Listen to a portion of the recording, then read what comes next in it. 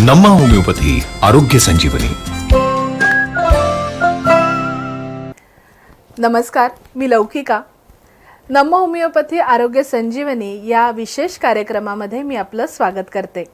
आजकाल विविध आजारांनी लहानांपासून मोठ्यांपर्यंत अनेक जण त्रस्त आहेत.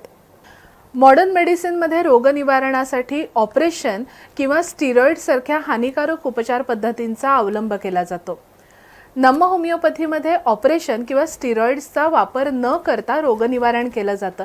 नम्मा होमिओपॅथीच्या मुंबई, दादर, नाशिक, ठाणे, पुणे, सोलापूर, कोल्हापूर, नागपूर, संभाजीनगर, नांदेड आणि अकोला अशा महाराष्ट्रासह कर्नाटकमध्ये 21 शाखा आहेत. नुकतंच नम्मा होमिओपॅथी गुजरातमध्ये देखील कार्यरत झालं आहे.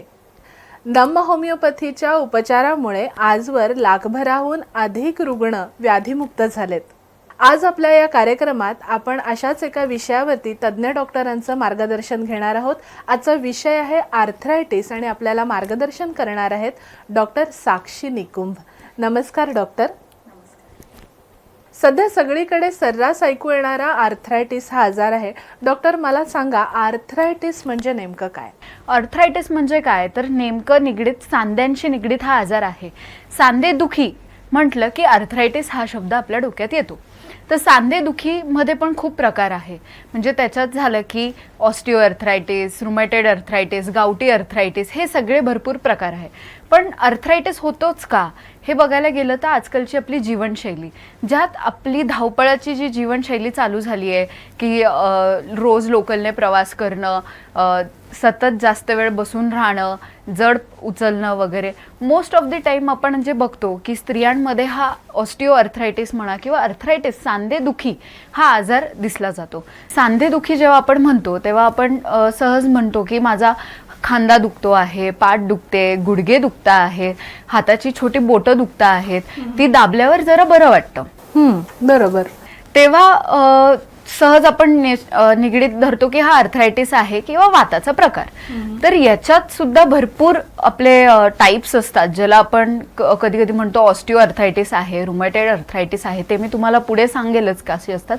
पण त्या पद्धतीने मी हे सुद्धा सांगू शकते की आपल्या जी दिनचर्या आहे त्याच्यात हे जे छोटे छोटे सूक्ष्म प्रकारचे जे पेन्स होत राहतात, म्हणजे गुडघ्यांमध्ये असो, पाठीत असो, मणक्यात असो, तुमच्या हातांच्या बोटात असो किंवा शोल्डरमध्ये असो, खांद्यांमध्ये असो, हे जे सूक्ष्म प्रकारचे पेन्स डेली बेसिसवर जे होत राहतात, तुमची रेग्युलर ऍक्टिव्हिटी करता करता हे जे पेन्स होत राहतात, त्याला आपण म्हणतो की आर्थरायटिस असू शकतं.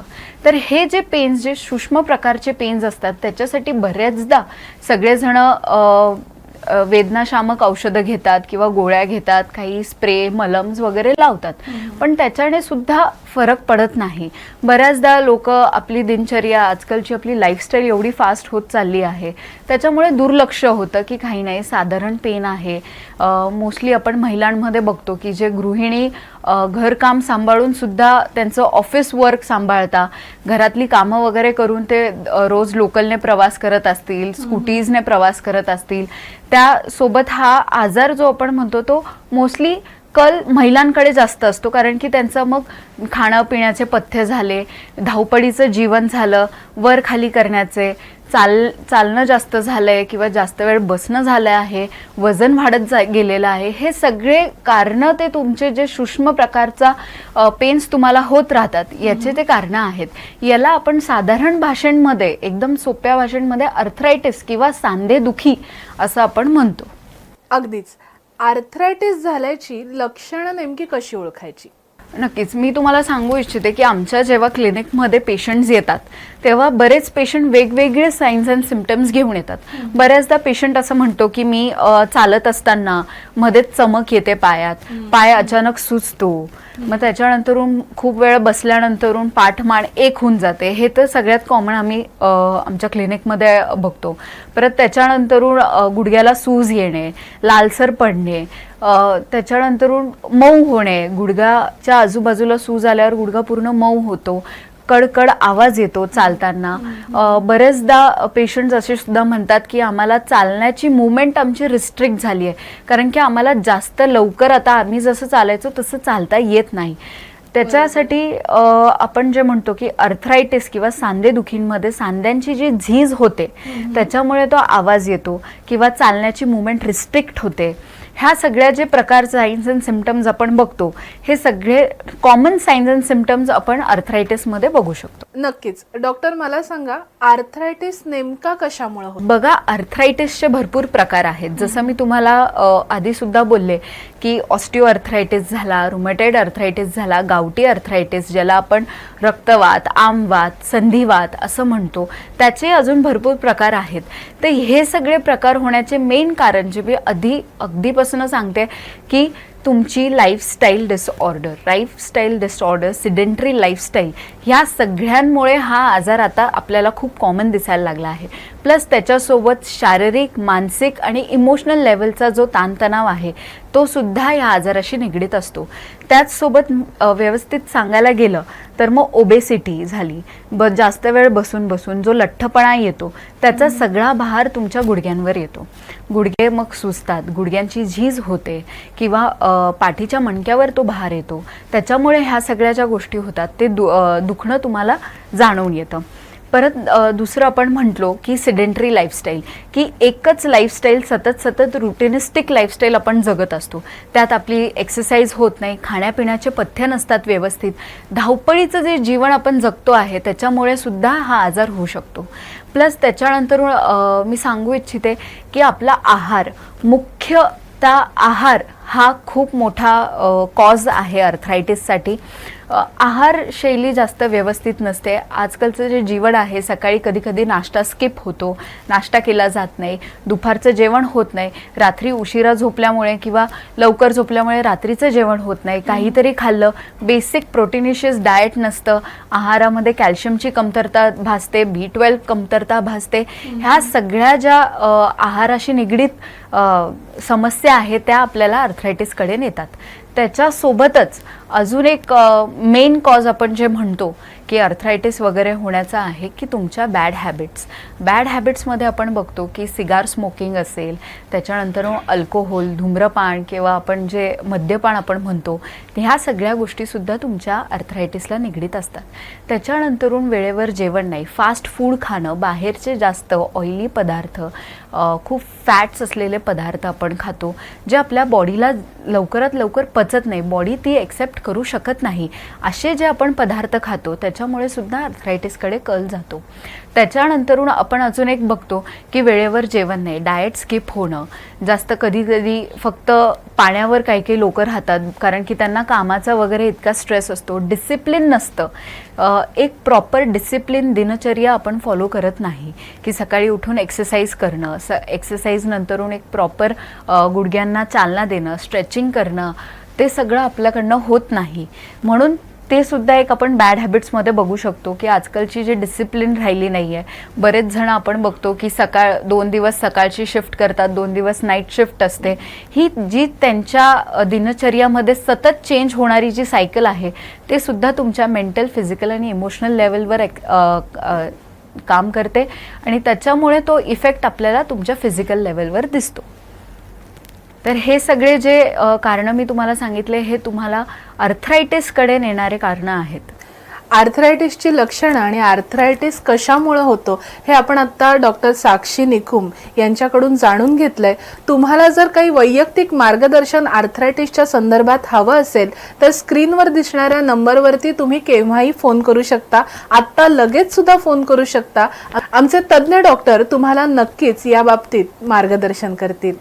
आर्थरायटिस बद्दलची चर्चा आपली अशीच सुरू राहणार आहे. त्यापूर्वी घेऊयात एक छोटासा ब्रेक. नमस्कार, विश्रांतीनंतर स्वागत आहे आपलं नम्म होमिओपॅथी आरोग्य संजीवनी या कार्यक्रमामध्ये. आपण आज चर्चा करत आहोत आर्थरायटिस या आजाराविषयी आणि आपल्याला मार्गदर्शन करत आहेत तज्ज्ञ डॉक्टर साक्षी निकुम. नमस्कार डॉक्टर, स्वागत आहे पुन्हा तुमचं या कार्यक्रमामध्ये. आजच्या या कार्यक्रमात आपण आर्थरायटिस बद्दल बोलतोय आणि प्रेक्षकही आपल्याला काही प्रश्न विचारू इच्छितात. आपल्याला फोन येतोय, आपण तो घेऊया. हॅलो, नमस्कार, कोण बोलतोय? हॅलो, मी यश बोलतोय नागपूरवरून. नमस्कार यश, बोला. मी सध्या आयटी सेक्टर मध्ये कामाला आहे. हा. आणि की माझी पाठ खूप दुखते, घरी बसून वर्क फ्रॉम होम चालू आहे माझं. बरं. हा. आणि असं होतं मेडिसिन घेतोय, पेन किलर घेतोय भरपूर, पण ते तात्पुरतं बरं वाटतं, त्यानंतर परत पाठ दुखायला लागते. हां हां. तर मग ह्याच्यावरती काय इलाज आहे? नक्कीच डॉक्टर काय सांगाल आम्हाला? तर नक्कीच यश, जसं तुम्ही तुमचे सायन्स अँड सिम्पटम्स सांगितले की तुमची पाठ दुखते, मान दुखते, कंटिन्यू सतत ते बसून काम असल्यामुळे, तर तुम्ही बरेच मेडिसिन्स, औषधं, उपचारसुद्धा केले. तर मी तुम्हाला सांगू इच्छिते की हा आजार हा लंबार स्पॉन्डिलॉसिस किंवा अँकोलॉजिंग स्पॉन्डिलॉसिसकडे सुद्धा नेतो. म्हणजेच हा संधिवाताचाच प्रकार आहे, जिथे आपला पाठीचा मणका हा अफेक्ट होतो. त्या मणक्यांमधली झीज होते, तिथे झीज होऊन किंवा त्याच्यावरती आपण म्हणू शकतो की सातत्याने बसून बसून जे काम होतं किंवा त्याच्यामुळे तुमच्या पायाला, मानेला मुवमेंट रिस्ट्रिक्ट होतात, नमनेस येतं, हे सगळे लक्षणं तुमचे लंबार स्पॉन्डिलॉसिस किंवा अँकोलॉजिंग स्पॉन्डिलॉसिसकडे नेतात. याच्यासाठी मी तुम्हाला सांगते की तुम्ही लवकरात लवकर आमच्या जवळच्या, तुमच्या जवळच्या नम्मा ब्रांचला भेट द्या. तिथे आपण तुमच्या औषधं उपचारी सुरू करू. काही इन्व्हेस्टिगेशन्स असतील तर ते सुद्धा आमचे तज्ज्ञ डॉक्टर तुम्हाला सांगतील. डॉक्टर, आर्थरायटिस बद्दलची चर्चा आपण अशीच पुढे नेत आहोत. मला सांगा, आर्थरायटिसचे प्रकार कोणकोणते? नक्कीच. बऱ्याचदा आपण बघितलं जातं की भरपूर प्रकार आर्थरायटिसचे आहे, जसं मी तुम्हाला आधीही सांगितलं. त्याचसोबत आता मी एक एक प्रकार तुम्हाला सांगू इच्छिते. तर प्रकार म्हणजे सगळ्यात इम्पॉर्टंट आणि खूप कॉमनली बघण्यात गेलेला असतो तो ऑस्टिओआर्थरायटिस. ऑस्टिओआर्थरायटिस म्हणजे संधिवात. त्याच्यासोबतच आपण काय करतो, हा मर्यादित निगडीत आजार आहे ऑस्टिओआर्थरायटिस. बरेच जण बघतात की 85 नंतरून आपल्याला हा आजार दिसतो. हा आजार का दिसतो? कारण की आपल्या गुडघ्यांमध्ये जी गादी असते त्याला, किंवा आपण त्याला सायनोव्हियल फ्लुइड असं म्हणतो, ती कमी कमी होत जाते. तिची गुडघ्यांची जी झीज होते त्याला आपण ऑस्टिओआर्थरायटिस असं म्हणतो. ऑस्टिओआर्थरायटिसमध्ये बघणारी लक्षणं आपण जी बघतो की कर्कड आवाज येणं, मुवमेंट रिस्ट्रिक्ट होणं, गुडघ्याच्या आजूबाजूला सूज येणं, तिथे हात लावला की दुखणं. म्हणजे साधा आम्ही जेव्हा पेशंट्सला चेक करतो, त्यांचे गुडघे चेक करायला लागतो, तेव्हा त्यांना साधा नॉर्मल हात लावलेला सुद्धा त्यांना चालत नाही, कारण की तिथे इतक्या वेदना होत असतात. चालता येत नाही, पायऱ्या चढता येत नाही, पायऱ्या उतरता येत नाही, साधारण खाली उठबस करता येत नाही. हे सगळे ऑस्टिओआर्थरायटिस म्हणजे संधिवाताचे लक्षणं आहेत. त्याच्यानंतरून आपण बघतो की रुमेटेड आर्थरायटिस, ज्याला आपण म्हणतो आमवात. आता आमवात हा म्हणजे बघितला गेलेला की तुमच्या रोगप्रतिकारशक्तीवरती निगडीत हा आजार आहे. रोगप्रतिकारशक्ती म्हणजे काय? ऑटो इम्युन डिसऑर्डरमुळे हा आजार होतो. तुमचेच पांढऱ्या पेशी तुमच्याच बॉडीच्या सेल्सला घातक ठरतात, तेव्हा आपण त्याला ऑटो इम्युन डिसऑर्डर असं म्हणतो, म्हणजेच रुमॅटेड आर्थरायटिस होतं. त्याच्यासोबतच आपण काय बघतो की ह्या आजारामध्ये आपण छोटे छोटे जॉईंट्सवर एफेक्ट दिसतं. मग ती तुमची मनगट असो, तुमचा खांदा असो, तुमचे छोटे बोटं असो किंवा गुडघा वगैरे, हे सगळे जॉईंट्स आपण दिसतो. याला आपण आमवात आणि रुमॅटेड आर्थरायटिस. याच्यात सुद्धा आपण बघतो की पेन भरपूर असतो. सुरुवातीला कधी कधी आपल्याला पेन दिसत नाही, पेन जाणवला लागला की हळूहळू जास्त एक्झर्शन झाल्यावर पेन होतो. प्लस कधी कधी झोपेतनं उठल्यावर पहिला जो आपला पाऊल असतो तेव्हा मुवमेंटमध्ये पेन्स होतो. हे सगळे जे साइन्स अँड सिम्पटम्स आहे ते आपले रुमॅटेड आर्थरायटिसचे आहे. त्याच्यानंतरून आपण बघतो की तिसरा प्रकार रक्तवात म्हणजेच गावठी आर्थरायटिस. गावठी आर्थरायटिस म्हणजे शरीरातलं युरिक ॲसिड वाढत गेलेलं असतं आणि ते आपल्या ग्रेट टो म्हणजे आपल्या पायाच्या बोटांपाशी ते युरिक ॲसिड जाऊन साचतं किंवा आपल्या एल्बोजपाशी साचतं, आपल्या बोटांपाशी साचतं. हे साचत झाल्यामुळे होणारा आर्थरायटिस, कारण की याच्यात मुवमेंट तुमची रिस्ट्रिक्ट होते. तिथे एका पर्टिक्युलर जागेवरती, एका पर्टिक्युलर बोटावरती आपल्याला सूज जाणवते, लालसरपणा जाणवतो, गुळगुळीतपणा जाणवतो. याला आपण रक्तवात किंवा गावठी आर्थरायटिस असं म्हणतो. प्लस त्याच्यासोबत आता बघायला गेलं की व्हायरल आर्थरायटिस सुद्धा असतं. व्हायरल आर्थरायटिस म्हणजे काय? नेमका आपल्याला पूर्वी काहीतरी इन्फेक्शन होऊन गेलेलं असतं, त्याच्यानंतरून आपल्याला जो आजार होणारा आहे तर किंवा आपले गुडघेदुखी, सांधेदुखी आपण जे म्हणतो ते होतात, त्याच्यामुळे होणारा आजार त्याला म्हणतो व्हायरल आर्थरायटिस. परत अजून एक आपण बघतो की सोरियाटिक आर्थरायटिस असतो. सोरियाटिक आर्थरायटिस म्हणजे हा आजार सुरू होतो तुमच्या स्किन लेवलपासून. तुमची स्किन जेव्हा अफेक्ट होते, ज्याला आपण सोरियासिस असं म्हणतो, स्किनवरती तो आजार दिसायला लागतो आणि त्याच्यावर प्रॉपर औषध प्रणाली न घेतल्यामुळे तो आजार हाडांपर्यंत जातो. त्याच्यानंतरून जी हाडांची झीज होते किंवा हाडांना सूज वगैरे येते, मुवमेंट होत नाही व्यवस्थित, ह्या सगळ्या ज्या आपण लक्षणं बघतो त्याला आपण सोरियाटिक आर्थरायटिस असं म्हणतो. त्याच्यानंतरून अजून एक आहे जे आता खूप प्रमाणात आम्हाला दिसायला बघतं की आमच्याकडे सध्या लहान मुलंसुद्धा हाडं दुखत आहेत, पाठ दुखते, कंबर दुखते किंवा गुडघे दुखत आहे, हे सगळे जे कंप्लेंट्स घेऊन आमच्याकडे लहान मुलंसुद्धा येतात त्याला आपण म्हणतो ज्युव्हेनाईल आर्थरायटिस. ज्युव्हेनाईल आर्थरायटिसमध्ये म्हणजे काय होतं, मुख्यत कारण याचं आहे आहार किंवा जेनेटिक फॅक्टरसुद्धा आपण म्हणू शकतो की आई वडिलांना हा आजार असल्यामुळे तो मुलामध्ये आलेला आहे. त्याच्यानंतर मुलाचे हाडं ठिसूळ होतात, वीकनेस जाणवतो, लठ्ठपणा येतो किंवा त्याला काही काम करण्याची इच्छा होऊ शकत नाही, नुसतं सूक्ष्म पदार्थाचे त्याच्यावर पेन्स होत राहतात. हे सगळे ज्युव्हेनाईल आर्थरायटिसचे लक्षणं आहे. असे बरेच आर्थरायटिसचे प्रकार आपण बघतो ज्याच्यात अँकोलायझिंग स्पॉन्डिलोसिस येतं, परत लंबार स्पॉन्डिलोसिस येतं. हे बरेच प्रकार आपण माताचे बघतो, आर्थरायटिसचे बघतो. हा आजार जेवढ्यात लवकरात लवकर तुम्ही डिटेक्ट करू शकतात किंवा तुम्हाला जे पेन्स होऊ शकतात त्याच्यावर बरेच पेशंट लोक आमच्याकडे येतात. ते सगळे मॉडर्न मेडिसिन्स ट्राय करून आलेले असतात, त्याच्यावर लेप लावून, मलम लावून, वेदनाशामक गोळ्या घेऊन आलेले असतात.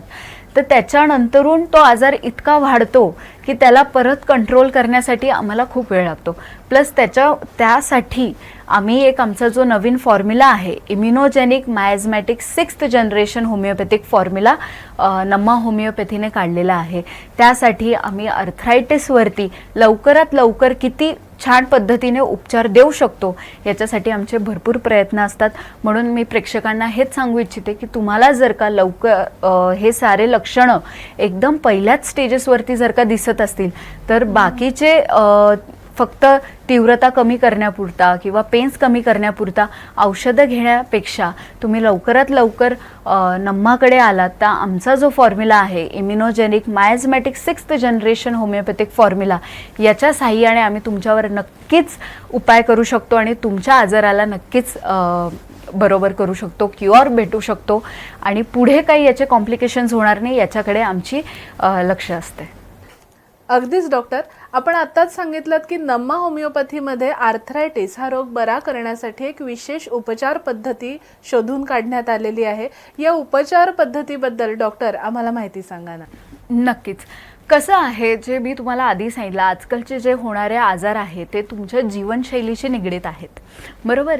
तर जीवनशैली जी आपली फास्ट झाली आहे त्याच्यात आपल्याला स्वतःसाठी वेळसुद्धा मिळत नाही किंवा आपण आपल्या परिवारासुद्धा वेळ देता येत नाही, एवढी जी फास्ट लाईफ झाली आहे त्याच्यासाठी त्याच गतीने आपल्याला आजारसुद्धा बरा करू शकतो याच्यासाठी आपण जो फॉर्म्युला काढला आहे त्याचं नाव आहे immunogenic miasmatic 6th generation homeopathic formula.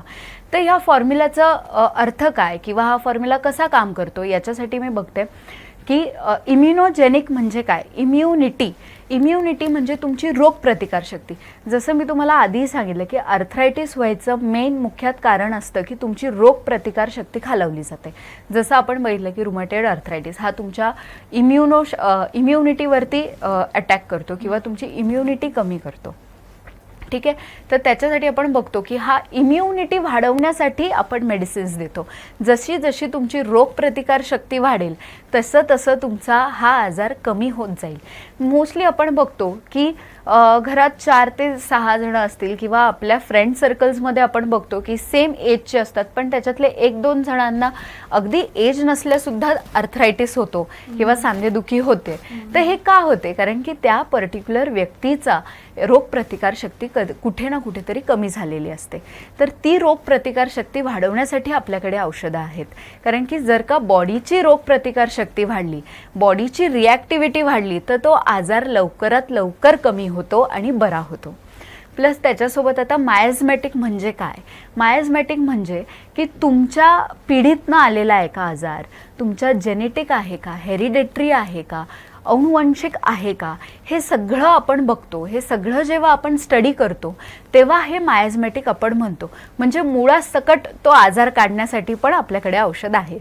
म्हणजे आम्ही जे सांगतो तुम्हाला की तुम्ही आमचे औषधं घेतल्यानंतरून तुमचा आजार मुळासकट जाईल, तर तो याच्यासाठीच आपण म्हणतो की आमचा जो फॉर्म्युला आहे immunogenic miasmatic 6th generation homeopathic formula, तर त्याच्यात मायाझमॅटिक म्हणजे काय की त्याच्यासाठी आम्ही औषधं देतो ते तुमचा आजार मुळासकट काढण्यासाठी. तर मायाझमॅटिकचा अर्थ ते की तुमचा आजार आम्ही मुळासकट काढतो. प्लस त्याच्यानंतरून आपलं आहे की 6th जनरेशन. जसं मी आधीही बोलली की आजकालची जीवनशैली, आजकालच्या लोकांना एकदम फास्ट रिलीफ पाहिजे असतो, क्विक रिझल्ट्स हवे असतात, पटकन कामाला जाणं, पटकन काम उरकणं, किंवा हे सगळी जी आपली जनरेशन आजकाल खूप फॉरवर्ड होत चालली आहे त्याच्यासाठी सुद्धा आपल्याला आता औषध प्रणाली आपली सुद्धा चेंज करावी लागते.